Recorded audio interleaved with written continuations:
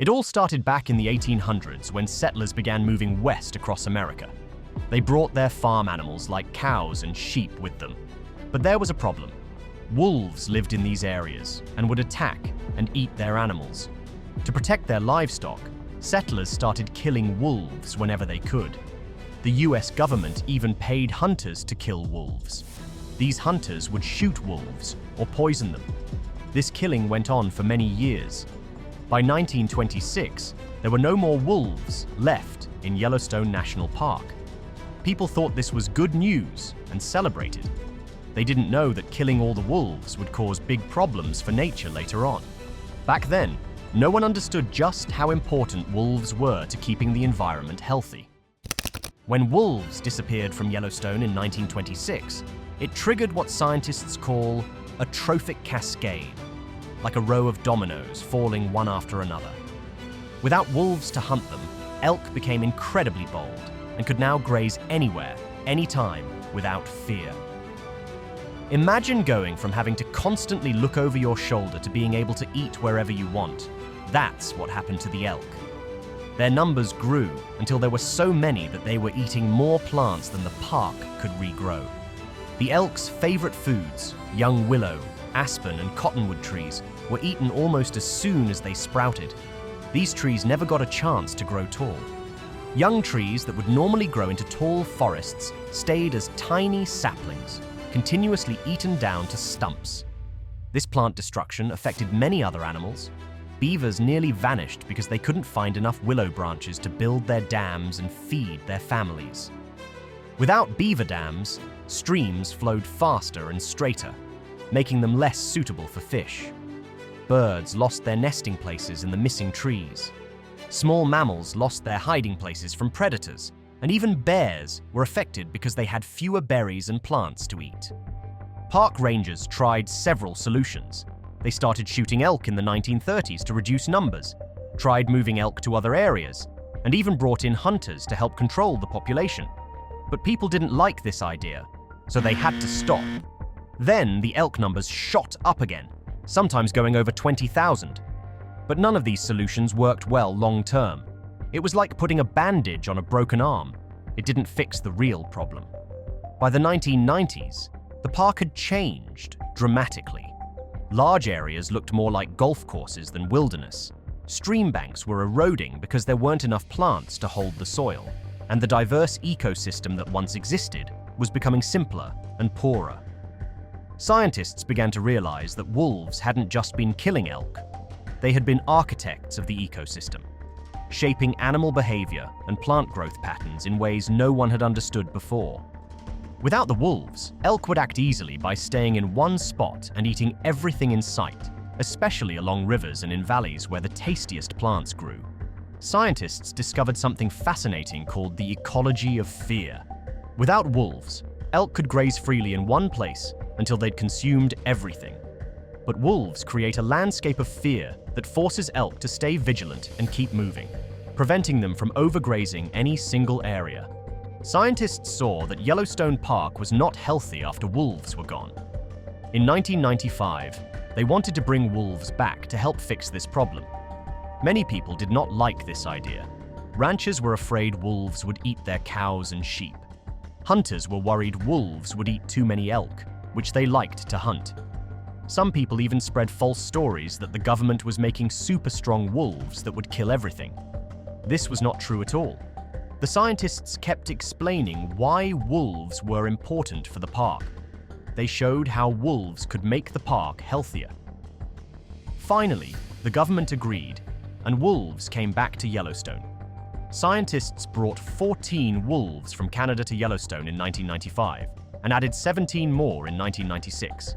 They carefully moved the wolves in special boxes and released them in areas where they could find food and make homes. From these first 31 wolves, their numbers grew to around 100 wolves in just 10 years. In 1995, scientists brought wolves back to Yellowstone Park to make it healthier. They carefully chose 14 wolves from Canada, making sure they were healthy and good at hunting. Each wolf got a special collar so scientists could track where it went. The wolves traveled in wooden boxes by truck and helicopter to their new home. The next year, 17 more wolves joined them. Scientists picked spots to release the wolves where there were plenty of elk to hunt and good places to make dens. The wolves did very well in their new home. By 2004, there were more than 170 wolves living in about 16 different wolf packs. Each pack had its own area for hunting and living. By 2020, the number settled to around 100 wolves in 8 to 9 packs, which was just right for the park. When wolves returned, they changed things in 2 ways. They brought the elk numbers down to about 6,000, and they made elk move around more. The elk couldn't just stand in one place eating anymore because they had to watch out for wolves. One of the best changes was with beavers. In 1995, there was only one family of beavers in the whole park. When wolves made elk move around, young trees started growing again near streams. Beavers need these trees for food and for building their homes. By 2012, there were 9 beaver families in the park. Today, there are so many beavers that scientists have trouble counting them all, maybe more than 20 families.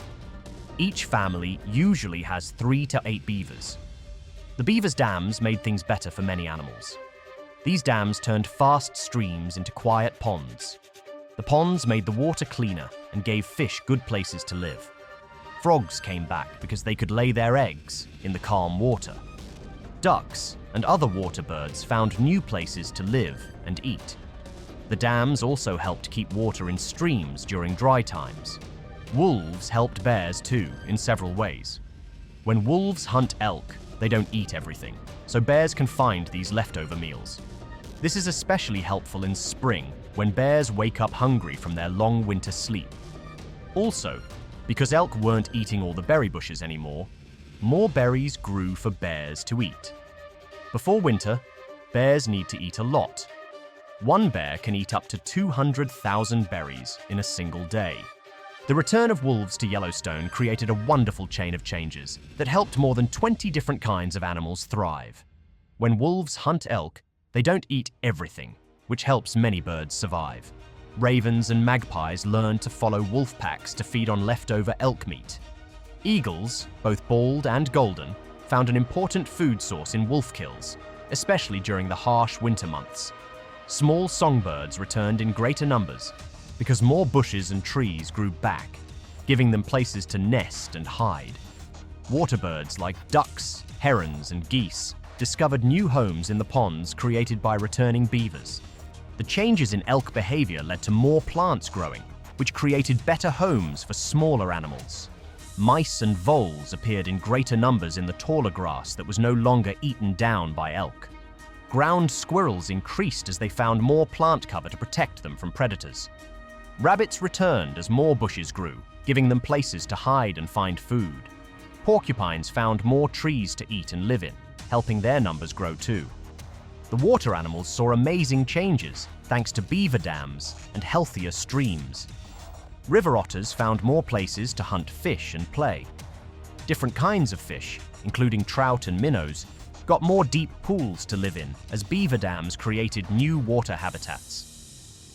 Several types of frogs and toads returned to these calm waters to lay their eggs. More insects appeared around the streams, providing food for fish, birds, and other small animals. Other animals in the park got healthier too. Foxes found plenty of mice and rabbits to hunt in the new, thicker grass.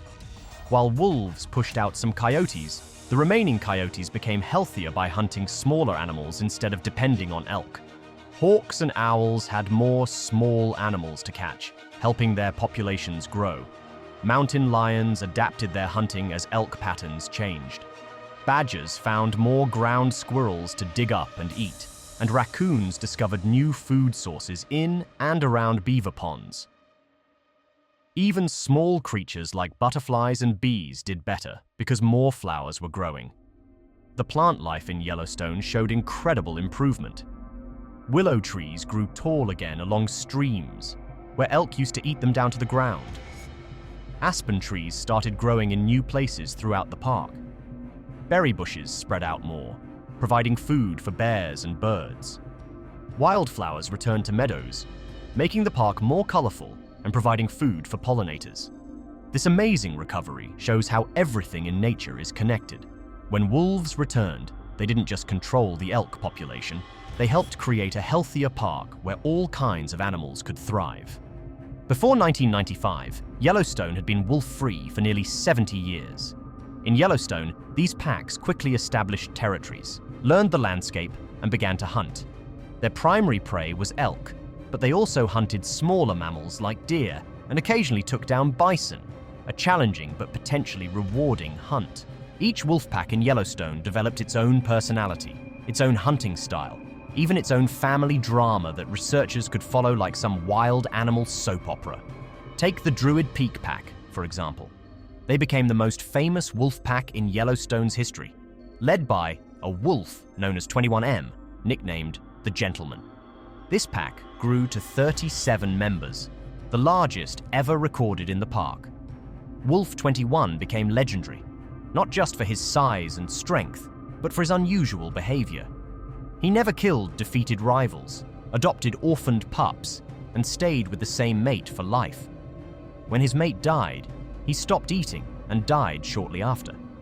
Even scientists who try to avoid anthropomorphizing animals admitted this was something special.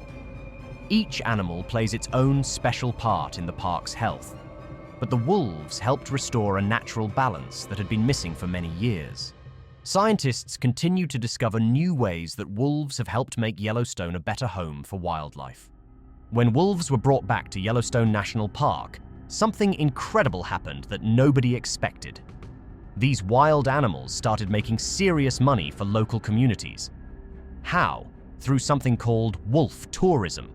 Yes, we are talking about how releasing 14 Canadian wolves into the wild saved $94 billion to the US government. Every year, wolf watching brings $35 million to local communities. People travel from all over the world to see these animals. Some wolf fans spend thousands of dollars on special equipment just to catch a glimpse. Why do people care so much? Wolves are more than just animals. They change how the entire forest works. Tourists want to see this magic happening in real life. The $94 billion story isn't just about money. It's about how one species can completely reshape an environment. Wolves have restored balance to Yellowstone, helping other animals and plants thrive. Reviving forests absorb and hold carbon dioxide, offering a service valued in the billions for combating climate change. Healthier rivers and streams lower water treatment expenses for nearby towns. Restored wetlands act as natural barriers against flooding and store water effectively. And here's a surprising twist. Wolves are actually cutting road maintenance costs. With fewer elk near riverbanks, erosion decreases. Less erosion leads to more stable land, which means roads and bridges endure longer and require fewer repairs. However, not everything has gone smoothly. The wolf reintroduction program has encountered significant challenges. In 2012, a shocking event caused worldwide outrage. Wolf 832F, known to many tourists and researchers as 06 because she was born that year, was legally shot just outside the park.